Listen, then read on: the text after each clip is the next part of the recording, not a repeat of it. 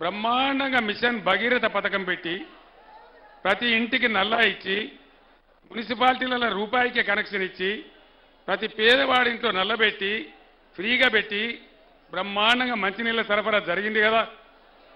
జరిగిందా? అప్పుడు ఇప్పుడు జరుగుతుందా? మళ్ళా బోర్లు ఎందుకు వస్తున్నాయి? మళ్ళా నీళ్ళ ట్యాంకర్లు ఎందుకు వస్తున్నాయి? మళ్ళా బిందెలు ఎందుకు మోస్తున్నాము? ఇక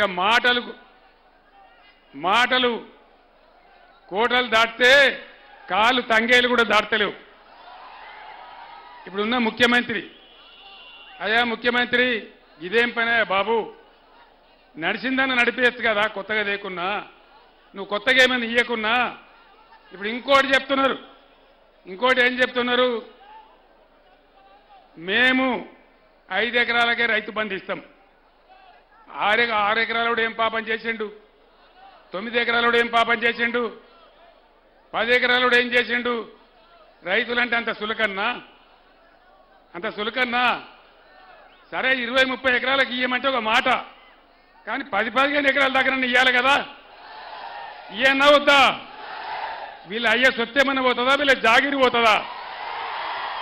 ప్రజల సొమ్మే కదా. ప్రపంచంలో ఈరోజు నేను ఒక్కటే మాట మీకు చెప్తా ఉన్నా, గవర్నమెంట్ సపోర్ట్ లేకుండా ఏ దేశంలో కూడా వ్యవసాయం జరుగుతలేదు. అందుకే నా మెదడు కరగబెట్టి దేశంలో, భారతదేశంలో ఇంతకుముందు ఎప్పుడు లేనటువంటి రైతు బంధు తీసుకొచ్చినాం. టంచనగా పడుతుండే, టంచనగా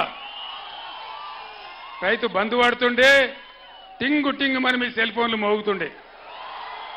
బ్రహ్మాండంగా దర్జాగా మీరు పంటలు పండించినారు. ధాన్యపు రాసులు వచ్చినాయి.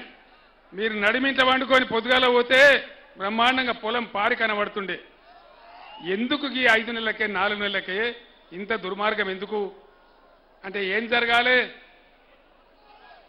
ఆగు ఇప్పుడు ఏం జరగాలి? ఇవాళ ఏమన్నా పాలెలోకి పంచాయతీ పడుతుంది. పడ్డప్పుడు ఏం చేస్తారు? ఈయన ఒక పంచును ఆయన ఒక పంచును పెట్టుకుంటారు గట్టిగా వాదించాలని.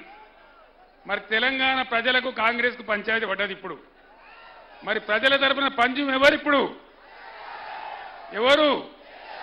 కేసీఆరేనా? కేసీఆర్ కొట్టాడన్నా? యుద్ధం చేద్దామా? నేను మీ అందరికీ దండం పెట్టి ఒకటే మాట చెప్తా ఉన్నా, మీరు మద్దతు ఇవ్వండి. నా ప్రాణం పోయినా సరే తెలంగాణ తెస్తాను అన్నాడు. చెప్పినా తెలంగాణ తెచ్చిన మళ్ళా ఇయ్యాల మిమ్మల్ని నేను కోరుతా ఉన్నా.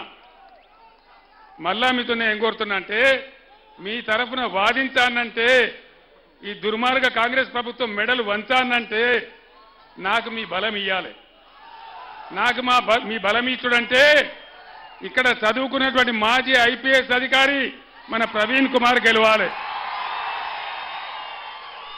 ప్రవీణ్ కుమార్ అల్లాటప్ప రాజకీయ నాయకుడు కాదు, బ్రహ్మాండమైనటువంటి మాజీ ఐపీఎస్ అధికారి. ఇప్పుడు ఏం మాట అన్నాడు?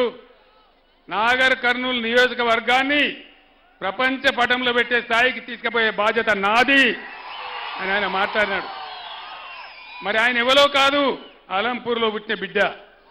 సొంత గడ్డకు సేవ చేయాలని మీ ముందుకు వచ్చినాడు. దయచేసి మీ బలాన్ని ఇస్తే ప్రవీణ్ కుమారు, నేను, మిగతా బృందం అందరం కలిసి ఈ ముఖ్యమంత్రి మెడలు వంచి మన అన్ని హామీలు కూడా అమలు చేయిస్తామని మనవి చేస్తా ఉన్నా.